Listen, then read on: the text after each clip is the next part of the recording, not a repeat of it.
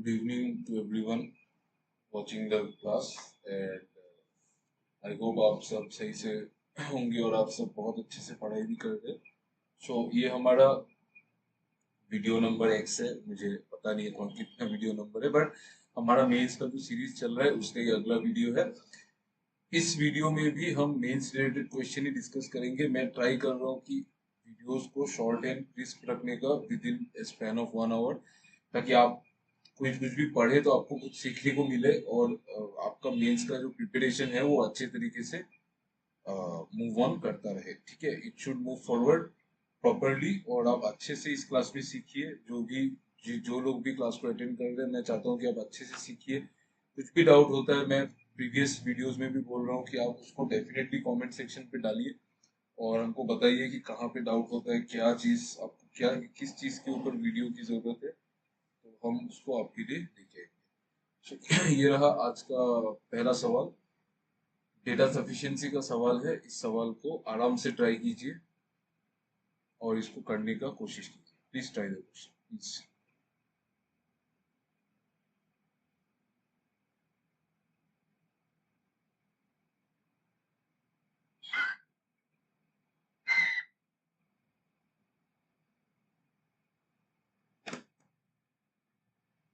Please try it.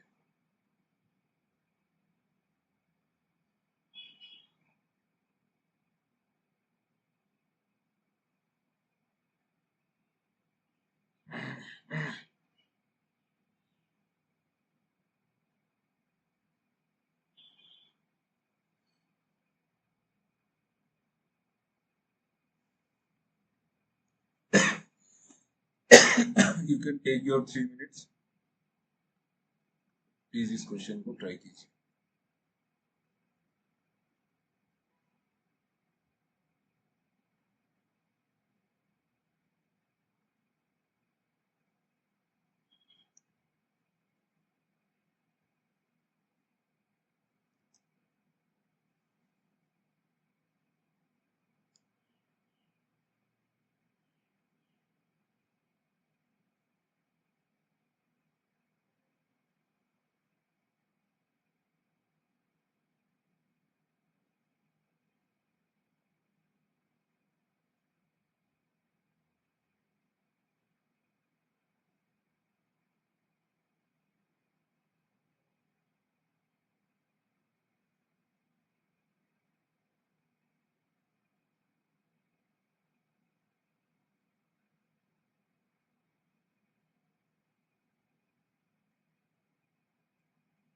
Please try it.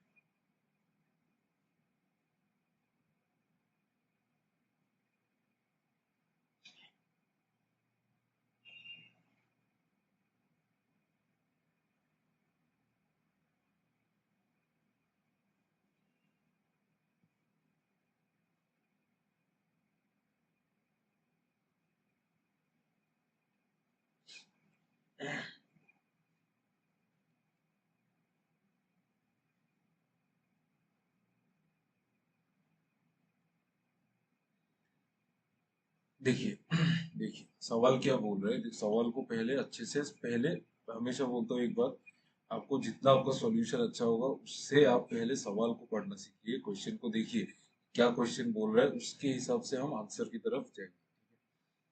तो यहाँ पे देखो,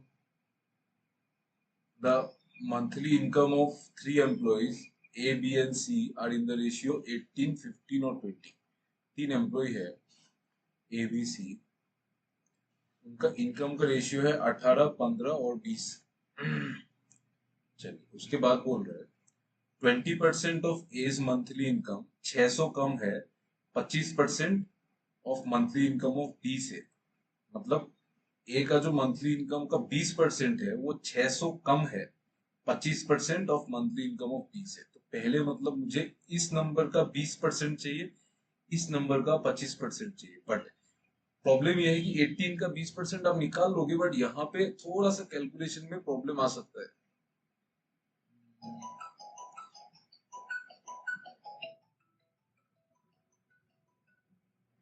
जस्ट अ मिनट।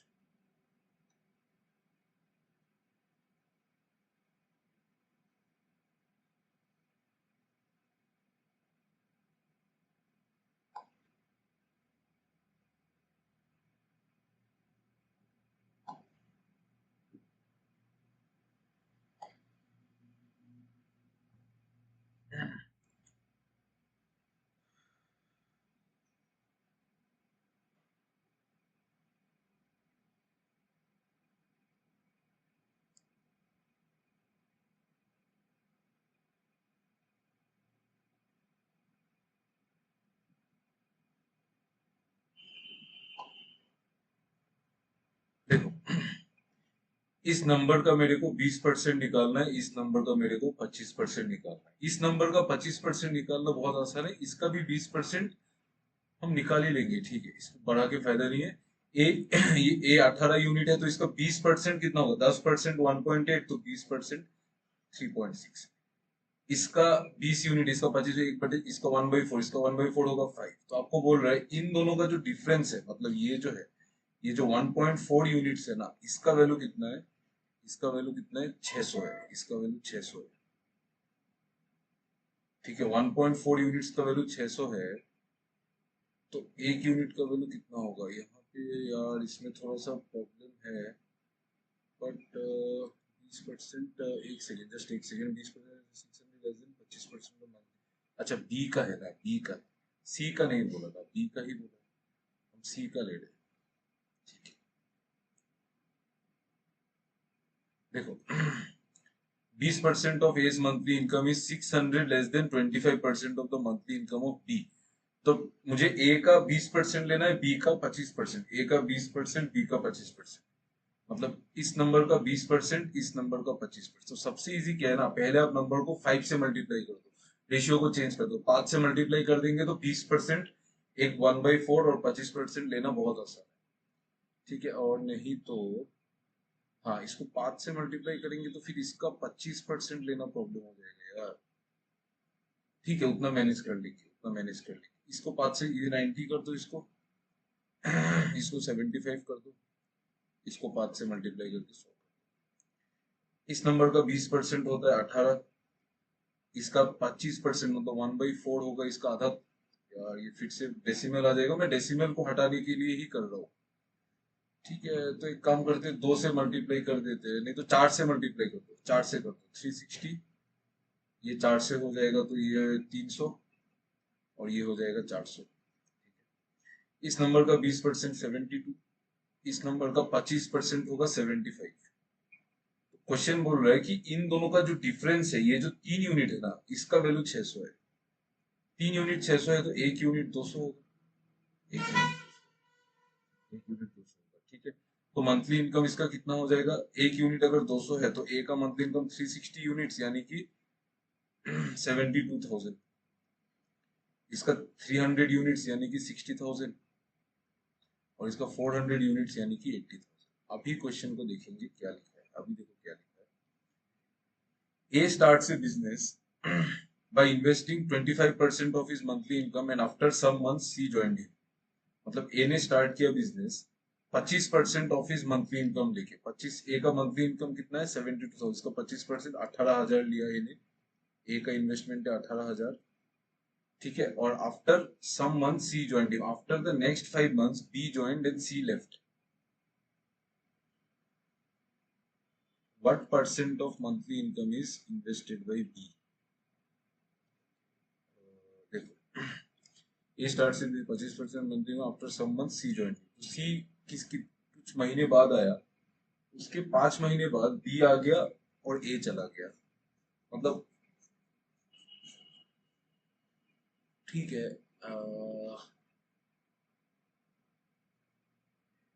आपको बताना है what percent monthly income is invested by B, मतलब बेसिकली यही बताना है कि बी ने बिजनेस में इन्वेस्ट कितना किया है, क्योंकि बी का मंथली इनकम तो हमको पता ही है, बी का मंथली इनकम तो हमको पता ही है, तो बी ने जितना भी इन्वेस्ट किया उसको 60,000 में परसेंटेज निकाल लेंगे।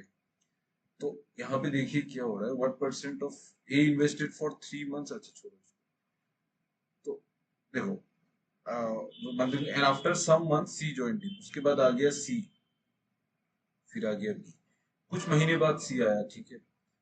तो सपोज एक्स, मतलब एक्स महीने बाद आया सी, सपोज एक्स महीने बाद आया सी, या फिर हम मान ले सी ने एक्स मंथ्स के लिए इन्वेस्ट किया है।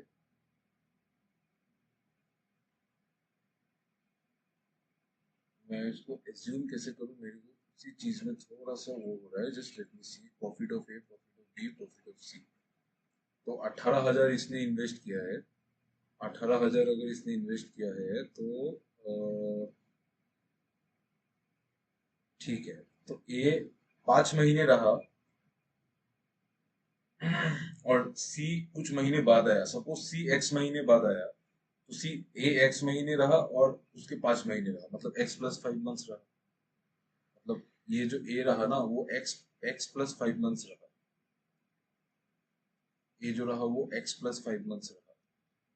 बी कब आया? बी एक्स प्लस 5 मंथ्स के बाद ज्वाइन किया बी ने एक्स प्लस 5 मंथ्स के बाद ज्वाइन किया। तो बी का इन्वेस्टमेंट मुझे नहीं पता है, और एक्स प्लस 5 मंथ्स के बाद ज्वाइन किया तो वो 12 - x - 5 मंथ्स के लिए रहा, यानी कि 7 - x मंथ्स के लिए रहा। 7 - x मंथ्स के लिए रहा। और सी आया after x months. After x months, x महीने के बाद आया ना, after some month C join him. तो सी एक्स मंथ्स के बाद आया, और एक्स मंथ्स के बाद आया तो वो कितना टाइम रहा? 12 - x मंथ्स रहा होगा। हाँ ऑब्वियसली 12 - x मंथ्स रहा होगा। तो सी का इन्वेस्टमेंट भी तो मुझे नहीं पता है ना? सी का इन्वेस्टमेंट भी मुझे नहीं पता है, ठीक है सी मान लेता हूँ। 12 - x मंथ्स। बी का इन्वेस्टमेंट को बी।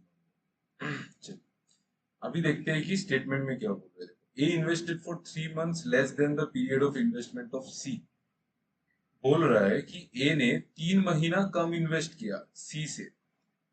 तो सी से 3 महीना कम इन्वेस्ट किया, मतलब इसका मतलब क्या है? A invested for 3 months less than the period of investment, तो ये तो पहले से इन्वेस्ट कर रहा है, बट ए 5 महीने बाद चला भी गया। मतलब ए तो पहले से इन्वेस्ट स्टार्टिंग से है बिजनेस में, बट कुछ महीने बाद सी आया, उसके अगले 5 महीने बाद बी आया तो ए चला गया। ए बोल रहा है कि ए ने कम टाइम के लिए इन्वेस्ट किया। बोल नहीं सकते। The difference between profit received by end of A and B at the end of partnership is 1400। A and B का प्रॉफिट का डिफरेंस दिया हुआ, इससे भी कुछ बोल नहीं सकते। C invested 25% more than his savings and his savings are 20% of his monthly income. C का इन्वेस्टमेंट 25% मोर है सेविंग्स, और सेविंग्स 20% मंथ, तो सेविंग्स निकल जाएगा और सी का इन्वेस्टमेंट भी निकल जाएगा। तो सी का इन्वेस्टमेंट स्टेटमेंट 2 से आ जाएगा, ये वैल्यू आ जाएगा, ठीक है। उससे बी का थोड़ी आएगा, उससे बी का नहीं आएगा। Sum of profit received by A and B is 8600। Profit received by A and B is, अगर मैं तीनों को कंबाइन करूं, क्योंकि देखो सेकंड वाले से तो सी का इन्वेस्टमेंट आएगा, सेकंड वाले से सी का इन्वेस्टमेंट आएगा। पहले वाले से A invested for 3 months less than the period of investment of C. मतलब ए ने 3 महीने कम इन्वेस्ट किया सी से, तो उससे तो कुछ पता ही नहीं चलेगा ना, क्योंकि हमको टोटल टाइम तो पता ही नहीं है। हमको तो टोटल कितना टाइम के लिए इन्वेस्ट किया है वो पता होने से ही कुछ कर पाएंगे। हमने मान लिया 12 महीने की, लेकिन 12 महीने के लिए अगर इन्वेस्ट करेगा ना, तो ए बोल रहा है 3 महीना कम इन्वेस्ट कर रहा है।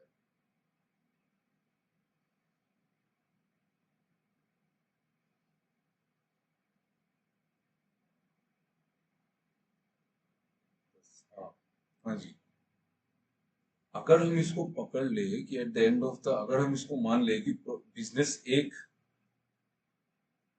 साल के लिए हुआ है, तब जाके ना यहाँ पे अगर मैं मान लूं कि A invested for 3 months less than period of investment of C, अगर मैं टोटल पीरियड को 1 साल मान लेता हूँ ना, if I consider the total period to be 1 year ना, तब ये हो जाएगा। तब एक्स को 2 डाल के देखो, एक्स 2 डालेंगे तो ये 2 और 5 7, मतलब ए ने 7 महीने के लिए किया, और यहाँ पे 2 डालेंगे तो 10, तो सी ने 10 महीने के लिए किया, तो ठीक है उस हिसाब से तो हम जा सकते हैं, बट एथिकल तो नहीं है। तो बी ने 5 महीने के लिए किया, ठीक है। हाँ मतलब 2 मान लेंगे तो बी ने 5 महीने के लिए किया, ठीक है। डिफरेंस बिटवीन, तो ये अगर मैं इसको देखूं फर्स्ट लाइन को, तो अगर मैं मान लूं कि सबने एक एक साल के लिए इन्वेस्ट किया है, ये तो बोला ही नहीं है ना, ये वाला टोटल पीरियड तो बोला ही नहीं है।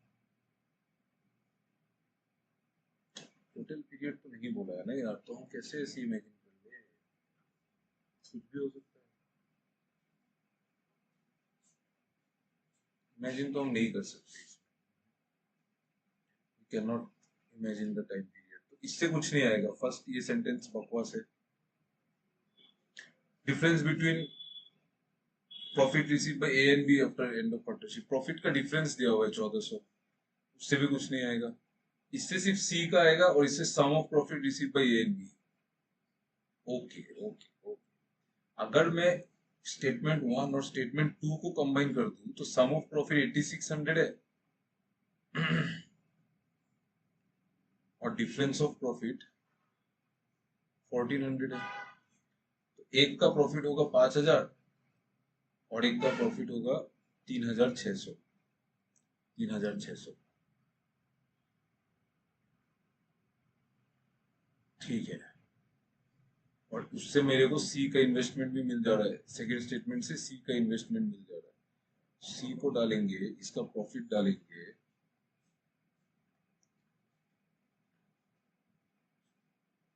बी का इन्वेस्टमेंट कैसे निकलेगा, क्योंकि difference of profit sum of profit दिया हुआ है। ठीक है ठीक है, तो अगर मैं प्रॉफिट का रेशियो ले लूं ए और बी का तो एक्स आ जाएगा। ठीक है ठीक है ठीक है ना। हाँ जी हाँ जी, तो सी का तो कोई जरूरत नहीं था यहाँ पे क्योंकि दोनों प्रॉफिट गिवन है ए और बी का। तो अगर मैं इस चीज का और इस चीज का मैं रेशियो ले लूं तब नहीं आएगा ना, क्योंकि हाँ तब नहीं आएगा ना, नहीं आएगा नहीं आएगा नहीं आएगा, क्योंकि बी भी तो अननोन है ना, बी भी तो अननोन है। और इस स्टेटमेंट से कुछ मिल नहीं रहा है, इससे कुछ भी नहीं मिल रहा है। ये अगर एक साल के लिए होता तो अलग बात है, कहीं भी नहीं बोला है कि पार्टनरशिप एक साल के लिए है। नहीं आएगा, किसी से भी नहीं आएगा। All the statements 1 2 and 3 together are not sufficient is the right answer. ठीक है, नहीं आएगा किसी से। चलिए ये वाला क्वेश्चन ट्राई कीजिए। Find the sum of the fraction and reciprocal of the fraction.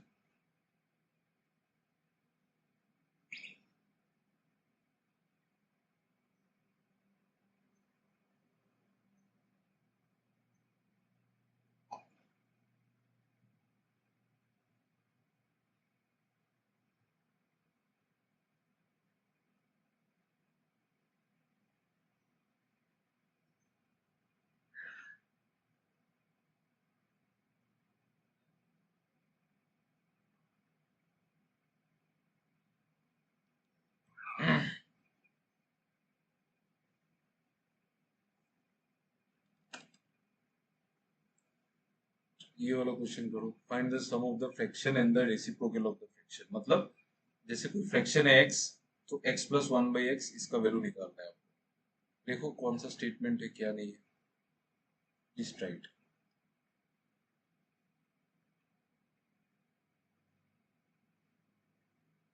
बोल रहा है कि denominator of the fraction is 20% more than is numerator.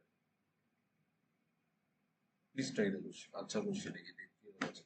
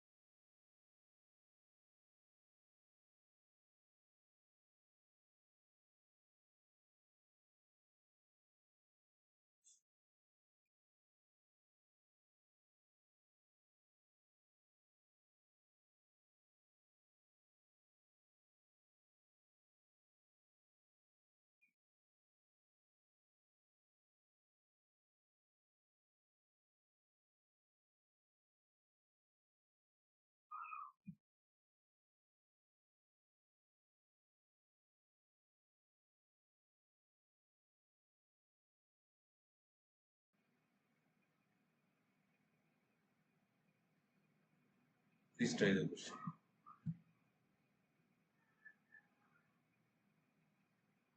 देखिए देखिए, right, yes yes, correct correct, सही है, बट आंसर का पता नहीं। देखो, sum of the fraction and the reciprocal of the fraction. Fraction statement one क्या कह रहा है, स्टेटमेंट वन क्या कह रहा है, स्टेटमेंट वन ये कह रहा है कि denominator of the fraction is 20% more then numerator. मतलब डिनोमिनेटर 20% ज्यादा है। मतलब अगर डिनोमिनेटर 20% का मतलब वहां 1/5 जाता है। मतलब अगर न्यूमरेटर 5 है ना तो डिनोमिनेटर 6 है। डिनोमिनेटर 6 है। न्यूमरेटर अगर 5 है तो डिनोमिनेटर 6 है। Denominator is 20% more then the numerator. ठीक है, तो ये फ्रैक्शन है। ये फ्रैक्शन है, तो अगर इसको फ्रैक्शन मान ले 5/6, तो इसका और इसके रेसिप्रोकल का सम हम निकाल लेंगे। अब बोलोगे सर कैसे निकालेंगे? निकाल लो, 6/5 = 25 प्लस 5/6 = 36, तो आएगा 61/30।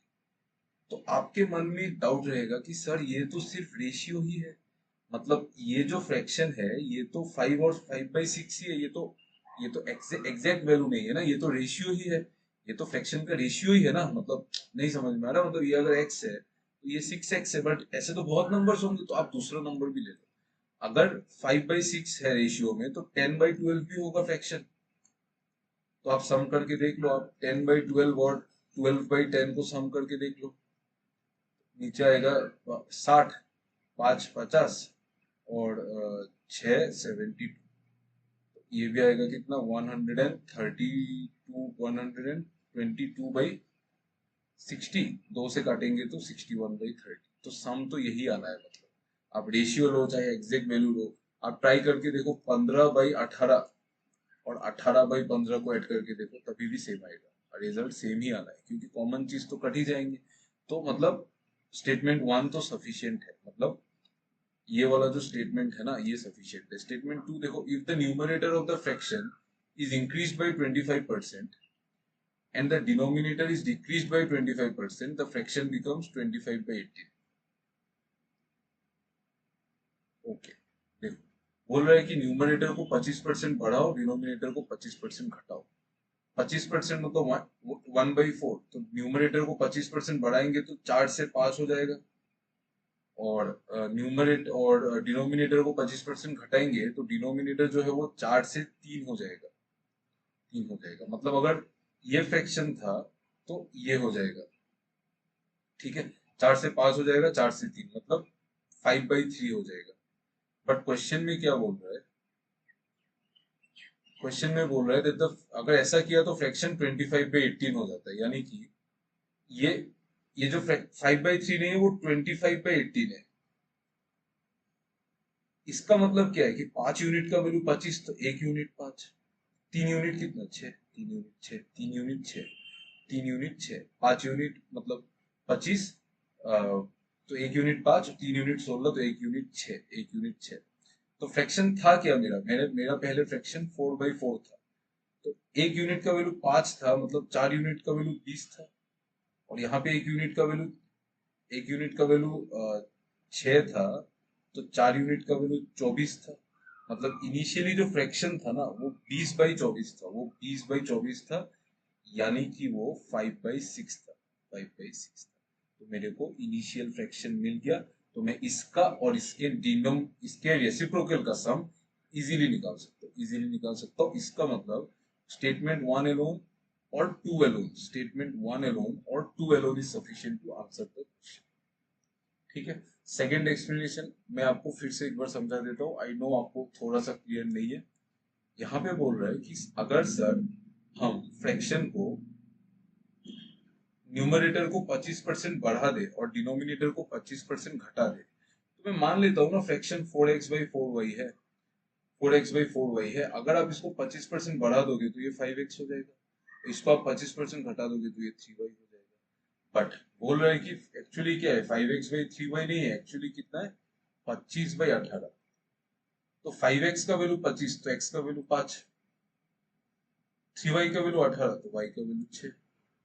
तो फ्रैक्शन क्या था? 4x, मतलब x का वैल्यू 5 और y का वैल्यू 6। तो फ्रैक्शन क्या था? 4 × 5 20 डिवाइडेड बाई 24, मतलब 5/6। तो मैंने पहले x नहीं लिया था, अभी x लेके कर दिया, x y लेके कर दिया, कोई प्रॉब्लम नहीं है, ठीक है, प्रॉब्लम तो नहीं है। चलिए नेक्स्ट, ये वाला क्वेश्चन ट्राई कीजिए प्लीज।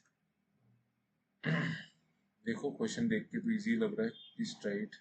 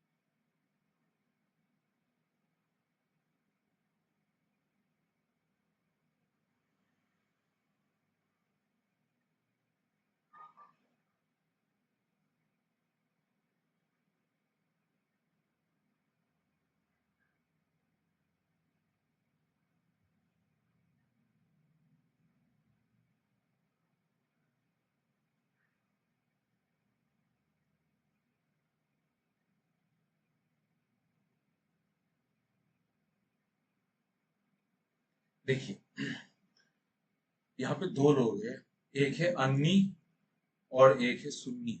सुन्नी, तो अन्नी का जो हाइट है वो 2.5 ज्यादा है सुन्नी से, मतलब अन्नी का जो हाइट है ना वो सुन्नी से 2.5 ज्यादा है।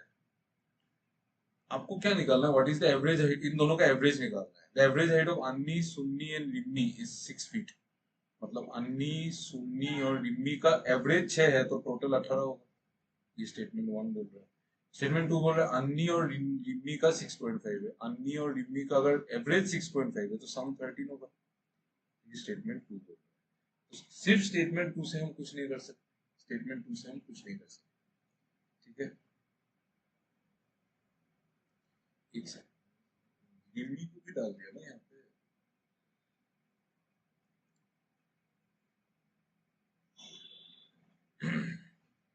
नहीं कर सकते तो, या इस स्टेटमेंट से मुझे अन्नी और रूमी का सम पता चल गया 13, तो अन्नी और रूमी का सम 13 है, तो सुन्नी का हाइट हो जाएगा, सुन्नी का हाइट हो जाएगा 5। सुन्नी का हाइट 5, तो इसका हाइट मिल जाएगा, तो एवरेज भी आ जाएगा। मतलब दोनों ही चाहिए, ये तो बहुत आसान क्वेश्चन है।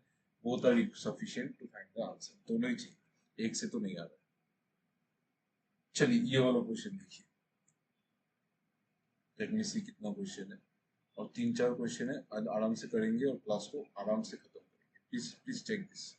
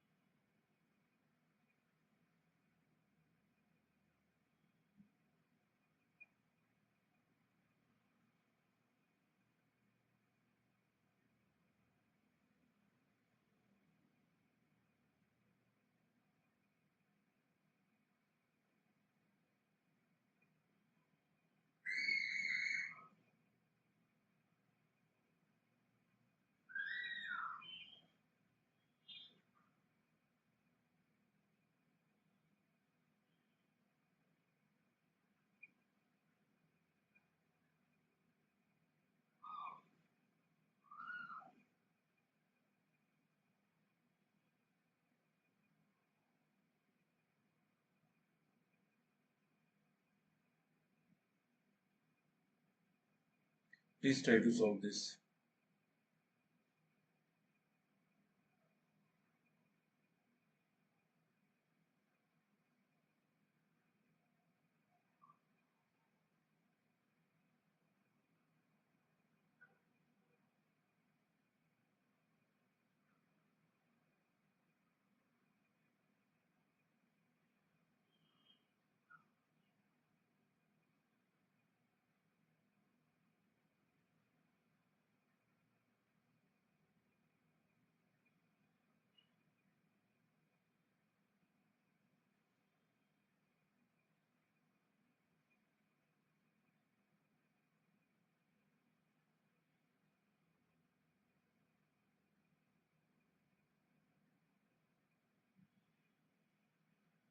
देखिए सवाल को पढ़िए पहले। देखो क्वेश्चन ये बोल रहा है कि A and B enter into a partnership with investment of 3000 and 5000 respectively for some certain period of time which is different. ठीक है, टाइम अलग है, कोई बात नहीं। आपको निकालना है उनके in time, period of investment, time का सम बताना है। ठीक है, तो इन्वेस्टमेंट मुझे पता है, इन्वेस्टमेंट क्या है, ए का और बी का इन्वेस्टमेंट है 3000 और 5000। यहाँ पे बोल रहा है कि profit earn by A is 260 less than profit earn by B. मतलब ए और बी का प्रॉफिट का, ए इज 260 लेस, मतलब बी लेस देन बी। मतलब profit of B minus profit of A given है 260 रुपीज। ये स्टेटमेंट वन बोल रहा है। इससे इन्वेस्टमेंट नहीं आएगा, प्रॉफिट का गैप से कैसे इन्वेस्टमेंट निकालेंगे हम। हमको एटलीस्ट प्रॉफिट का रेशियो बता दो, मुझे प्रॉफिट का रेशियो बता दो। इन्वेस्टमेंट का रेशियो दिया हुआ है तो मैं टाइम का रेशियो बता दूंगा, बट मुझे उनका टाइम का रेशियो नहीं चाहिए, मुझे उनका टाइम का sum of their time of investment चाहिए।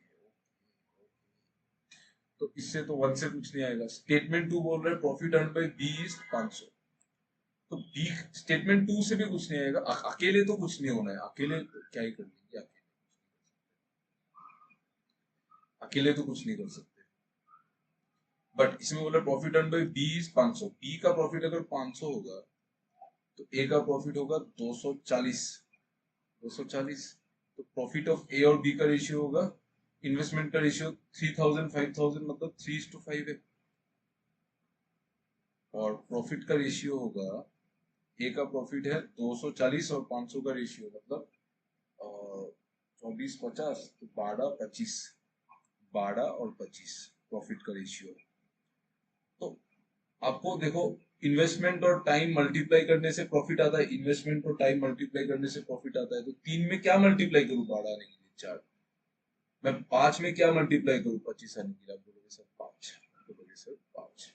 आपको निकालना है क्या है, sum of their period of investment. ये हम नहीं निकाल सकते, sum of their period of investment हम नहीं निकाल सकते। हमको सिर्फ ये पता चल सकता है कि उनका जो इन्वेस्टमेंट का टाइम है उसका रेशियो क्या है, और कुछ भी नहीं, और कुछ पता नहीं कर सकते हम, इससे नहीं निकाल सकते।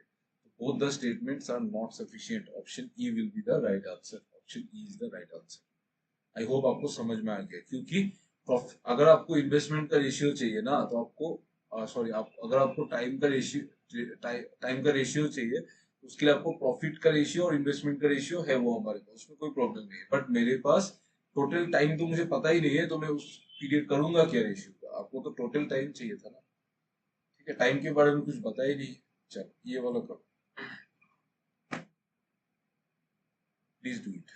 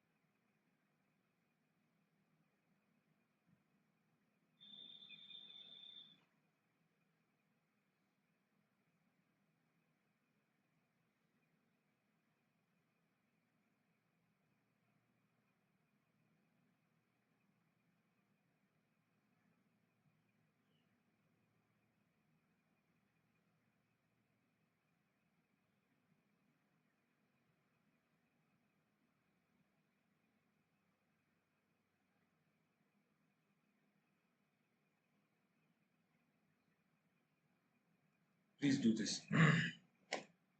एजेस का सवाल है, अच्छा सवाल है, आराम से करिए। Sum of present age of Dhruv, Rakhi, Hema and Shikha 60, what will be the ratio of ages of Rakhi and Hema after 3 साल के बाद, रेशियो क्या होगा। मतलब इन शॉर्ट आपको उन दोनों का एज अगर पता चल जाए, अभी का 3 साल के बाद कुछ भी हो, एज पता चल जाए तो रेशियो पता चल जाएगा। चलिए इसको देखते हैं सवाल को। देखो सवाल में पहले गिवन क्या है, ध्रुव, राखी, हेमा और शिखा का जो एज है ना वो 60 है, 60 ईयर्स है।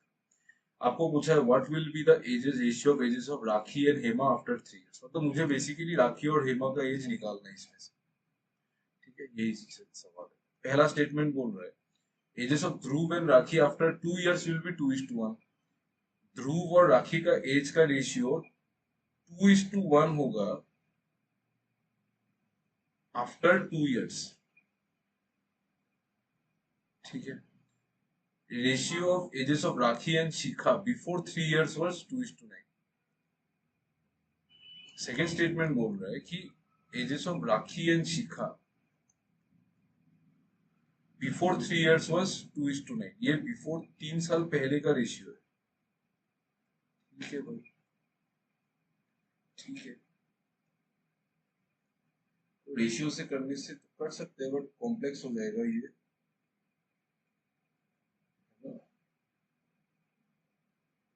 ठीक है, हम रेशियो से नहीं करेंगे, हम एक्स वाई से करेंगे। रेशियो से भी कर सकते हैं।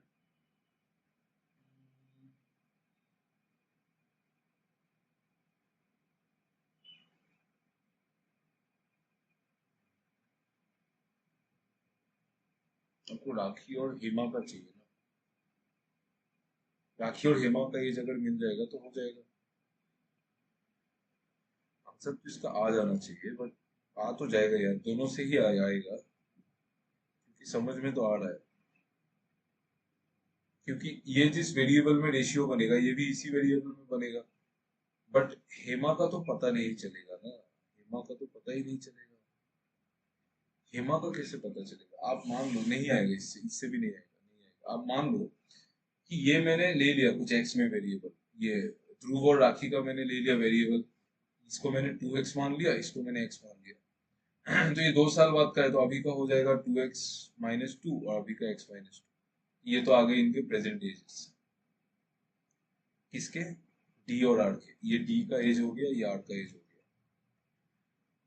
आर का 3 साल के पहले 2:9 था। 3 साल के पहले आर का एज कितना था?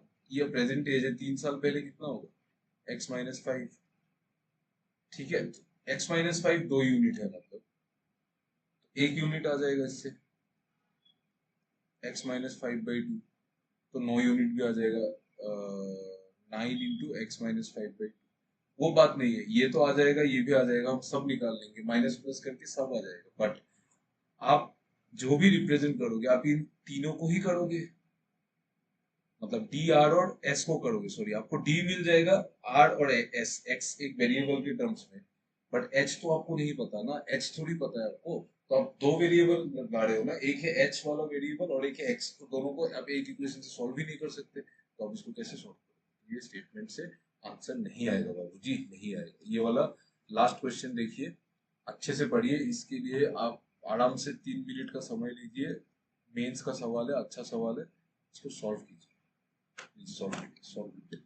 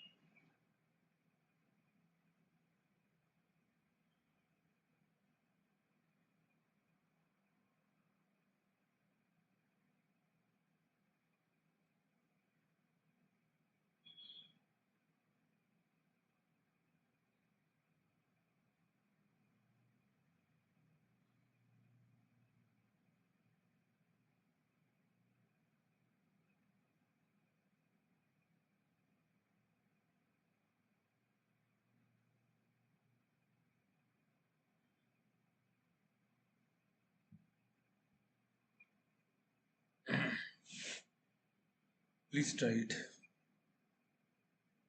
Try to solve it.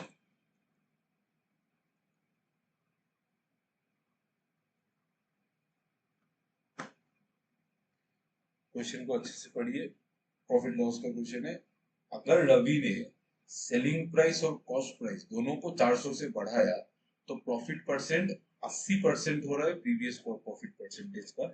आपको बताना है कि ओरिजिनली कॉस्ट प्राइस कितना था।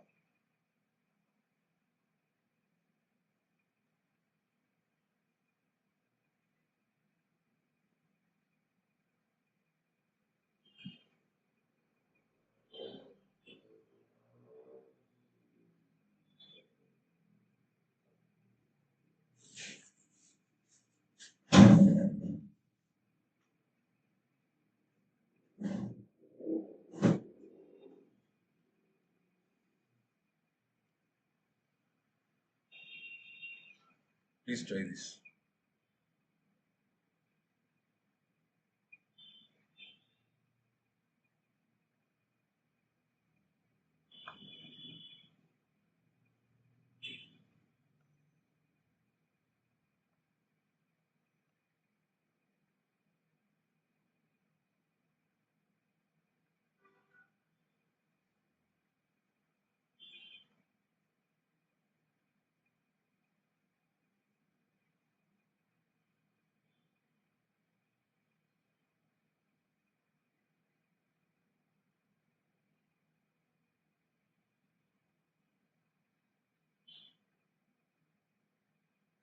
देखिए सवाल बहुत आसान है, नॉर्मल मेथड से सॉल्व नहीं करेंगे सॉल्व हो जाएगा, बट हम ट्राई करेंगे इसको रेशियो से करने। बता रहे हैं कि रवि जी ने अगर सेलिंग प्राइस और कॉस्ट प्राइस, दो प्राइस है, एक है कॉस्ट प्राइस और सेलिंग प्राइस, दोनों को अगर 400 से बढ़ाया तो प्रॉफिट परसेंटेज जो होगा वो 80% होगा, जो पहले था, जो पहले था उसका 80% होगा। मतलब अगर मैं मान लूं कि दो केस है, केस वन और केस टू, मतलब पहले केस में सपोज आप मान लीजिए 100% प्रॉफिट है, 100% प्रॉफिट मतलब एक का सामान दो में बिका होगा। तो सेकंड केस में 80% प्रॉफिट, 80% मतलब चार का प्रॉफिट पांच में, तो पांच का सामान नौ में बिका होगा, नौ में बिका होगा। पहले बोला है कि जितना पहले प्रॉफिट है ना, मतलब सेकेंड टाइम जो प्रॉफिट है वो 80% है फर्स्ट टाइम का, तो मैंने फर्स्ट टाइम को मान लिया 100% है, तो सेकेंड टाइम जो प्रॉफिट है वो 80% है। ठीक है। और एक बात बोला है ये कि ये हुआ कैसे, ये तब हुआ जब हमने इसको भी 400 बढ़ाया, इसको भी 400 बढ़ाया, तो मैंने इधर भी जितना इंक्रीज किया इधर भी इतना इंक्रीज किया। इसका मतलब पहले जो गैप था रेशियो में, अभी भी वही गैप रहेगा। यहाँ पे गैप है 1 यूनिट, यहाँ पे गैप है 4 यूनिट। इस 1 यूनिट को 4 यूनिट बनाइए। कैसे करेंगे, 4 से मल्टीप्लाई करके, 2 into 4 होगा 8, 1 into 4 होगा 4। तो अभी रेशियो कनेक्ट हो चुका है। कनेक्ट कैसे हुआ, क्योंकि दोनों में गैप सेम है। ठीक है। अभी रेशियो कनेक्ट हो चुका है तो इंटर ऑपरेट कर सकते हैं। अभी हमको बोल रहे हैं कि सीपी कितना बढ़ाया था, आपको दिख रहा है कितना, आप बोलोगे सर 1 यूनिट दिख रहा है, लेकिन क्वेश्चन में बोला था कि 400 बढ़ाया था। तो 1 यूनिट अगर 400 है, आपको निकालना क्या है, original cost price 4 unit. 1 unit अगर 400 है तो 4 यूनिट कितना है, 1600 मेरे भाई, 1600 मेरे भाई, 1600। ठीक है। चलिए चलिए, ये था आज का सेशन मेंस का। हम कल फिर से इसको क्लास को कंडक्ट करेंगे, कल और बेहतरीन सवाल आपके लिए लाएंगे। और आपको कोई भी तरीके का डाउट होता है हमको प्लीज बताइए कमेंट सेक्शन में, so that we can improve, so that we can continue this session more in a better way. ठीक है। चलिए, thank you everyone, thanks for watching the class, thank you, bye bye.